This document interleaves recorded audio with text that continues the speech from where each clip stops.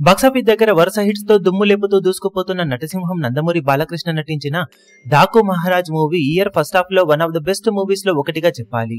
సంక్రాంతికి కాకుండా నార్మల్ టైంలో రిలీజ్ అయి ఉంటే ఖచ్చితంగా బాక్సాఫీస్ దగ్గర అంచనాలను మించి వసూలను సొంతం చేసుకుని ఉండేది. అయినా కూడా టోటల్ రన్ లో బాలయ్య కెరీర్ లో హైయెస్ట్ కలెక్షన్లను సొంతం చేసుకున్న సినిమా 136 కోట్ల గ్రాస్ మార్క్ ను అందుకొని మాస్ రచ చేయగా తర్వాత డిజిటల్ లో సాలిడ్ సక్సెస్ గా నిలిచిన సినిమా సోషల్ మీడియాలో ఇప్పటికీ ఎలివేషన్స్ పరంగా ట్రెండ్ అవుతూనే ఉండగా మరో పక్క ఒక థియేటర్ లో 175 రోజులను కంప్లీట్ చేసుకుని మాస్ రచ చేసింది.